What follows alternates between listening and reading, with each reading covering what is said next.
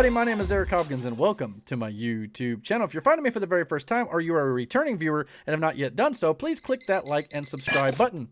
And don't forget to hit the notification bell so you get all the notifications about when I put up new content right here on this channel. So Obi-Wan is now currently filming over at Lucasfilm and is one of the most highly anticipated shows that is going to be coming to Disney Plus, starring Ewan McGregor and Hayden Christensen returning as Obi-Wan Kenobi and Anakin Skywalker / Darth Vader respectively.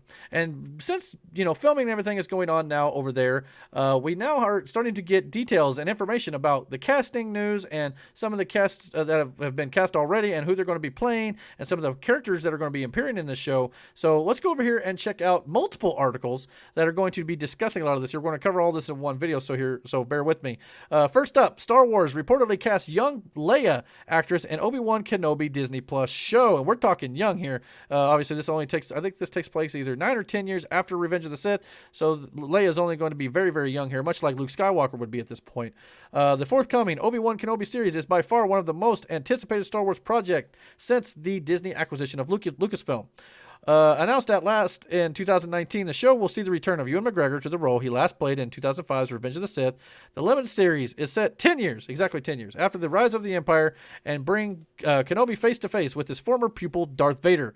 An encounter that has been described as the rematch of the century, and I still wanted to describe the whole thing about, you know, in Return of the Jedi when Darth Vader tells Luke, Obi-Wan once thought as you do, in reference to wanting to bring him back to the light side. So I want to see this show cover that, and hopefully they will.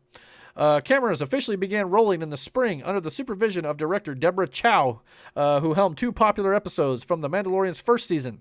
The star-studded cast is performing both on practical sets and in front of the Volume Studio, crafted in Los Angeles, and that was made for the Mandalorian show itself.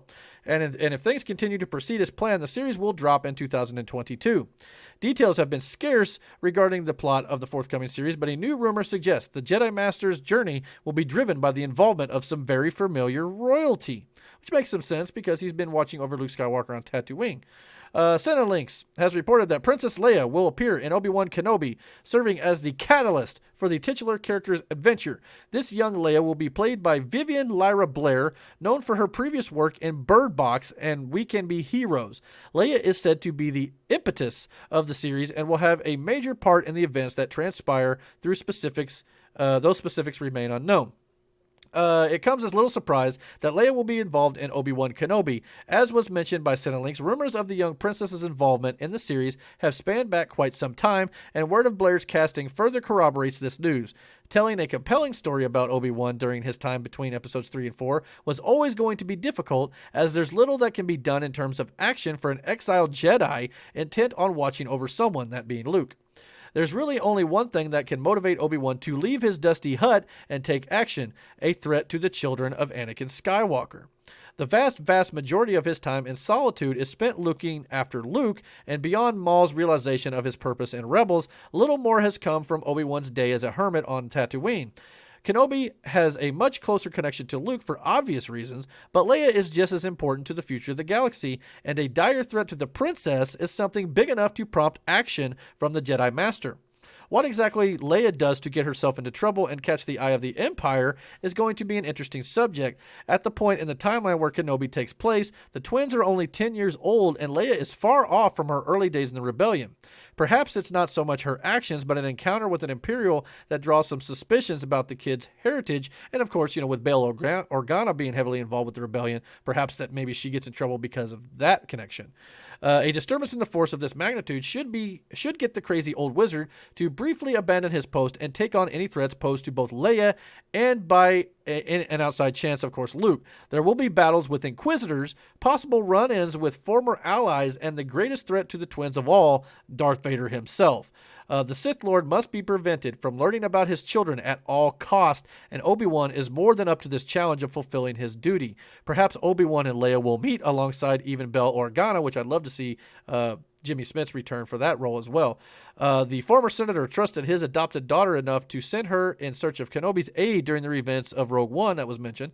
And beyond a few lines of her and her iconic message in A New Hope, it seemed as if Leia knew more of the Jedi Master than mere instructions for a fetch quest. How everything plays out will be very, very interesting. But that also leads us to yet some more rumors about some of the cast, since we're getting in possible Inquisitor territory that they referenced in Star Wars Rebels and things like that, which takes place some years after this show, that, Darth Vader and the Empire dispatched to hunt down remaining Jedi Knights and things like that. We are now getting some, at least some rumors that possibly we maybe have a casting of one of those Inquisitors. Following the success of The Mandalorian on Disney+, Lucasfilm is working on producing not only just the Mando's third season, but also the Book of Boba Fett, Rogue One, and of course Obi-Wan. Let's skip down here just a little bit here. According to a report from Cinelinx, Obi-Wan won't just include a young princess, but also a few characters who initially appeared in Star Wars Rebels. Since the Kenobi series is set around a decade before the Rebels show, it's possible that those animated characters could appear alongside Ewan McGregor's live-action Kenobi. Although if they do, they won't be the only characters joining the Jedi. While Star Wars Revenge of the Sith actors Hayden Christensen and Joel Edgerton are set to reprise their roles as Darth Vader and Uncle Owen, respectively, and Aunt Beru is also coming back as well. The show is set to include a few newcomers as well, such as Moses Ingram and Sung Kang in unknown roles. Sung Kang has already teased the presence of both Darth Vader and Jedis on the set of the show, while offering little to nothing about his own character. That said, this new report also claims that the Fast and Furious star could be playing an Inquisitor tasked with hunting down surviving Jedi, and even claims that sources express confidence in Kang playing the fifth brother, an Inquisitor last seen in Star Wars Rebels. That could be interesting. I wonder if they'll get Sarah Michelle Gellar to play the second sister, I think was her name. Considering her husband Freddie Prinze Jr. voices Kanan in those shows as well.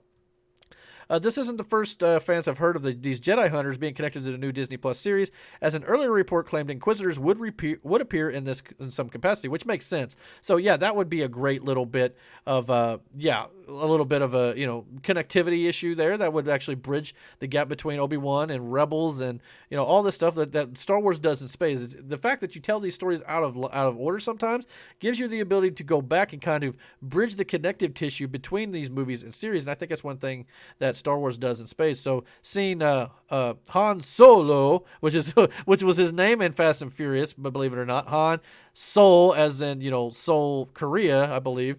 So that makes a lot of sense to have him play in Star Wars based on that name alone. So I thought that was kind of interesting. But the fifth brother, it'd be interesting to see him in that getup. That definitely would be fun to watch.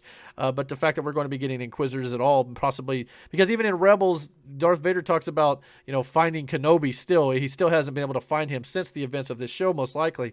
So it's interesting. And the next time we see him after that, well, of course, will be his faithful end on the Death Star in Episode 4. But again, they're tying in all these connective tissues, and I really love it. And on top of all this, we're now possibly getting reports that R2-D2 and C-3PO could appear themselves in the Obi-Wan series again. Obi-Wan is one of the highly anticipated projects under the Star Wars banner, mainly because it will feature Ewan McGregor's, obviously, blah, blah, blah, blah, blah, that we've already discussed. The return of C-3PO and R2-D2. LRM Online shared in a report that R2-D2 and C-3PO may make an appearance in Obi-Wan Kenobi. The outlet pointed out that they are unsure how big of a role the Paro droids will have in the series, but it appears that they could actually make appearances, which makes all the sense in the world because, as we just mentioned, that if Bail Organa is in it and young Leia is in it, the last time we saw R2-D2 and C-3PO, they were in the care of Bail Organa, and C-3PO's mind had been wiped, and they were both given to Captain Antilles as they were, still under his watch by the time the events of Episode 4 came about. So if we bring in Leia and Bail Organa, it would make some sense to see them in some capacity too, if they're still hanging out with that group. So if Obi-Wan comes across Bail Organa and young Leia, C-3PO and R2-D2, it makes narrative sense to bring them in. So that could very well happen. So again, all this stuff that's coming out about the series now, that's absolutely incredible. I think all this stuff makes narrative sense for the overall Star Wars timeline that they're telling. Again, I want to see, Obi-Wan versus Darth Vader. Obi-Wan thinking he can turn Vader back to the light after leaving him on Revenge of the Sith, because, he doesn't want to lose his brother. He doesn't want to lose Anakin. He wants to hope that maybe he can turn him back. And of course, how did Obi-Wan ever know that he became more machine now than man, twisted and evil? Did he just feel that through the Force? I doubt it. He had to have had some sort of run-in with Anakin after he became the cyborg villain of Darth Vader, no doubt about it. I think the stories that they've told in the other films from episode 4, episode 6, they all warrant this series to make a lot of sense. A lot of people's like, oh, he can't meet Darth Vader. It'll break canon because he didn't see him until, again, after Revenge of the Sith, until he saw him again on the Death Star. That's not true. What Darth Vader said, that Obi-Wan was a presence I've not felt since, and he walked away. He didn't say when.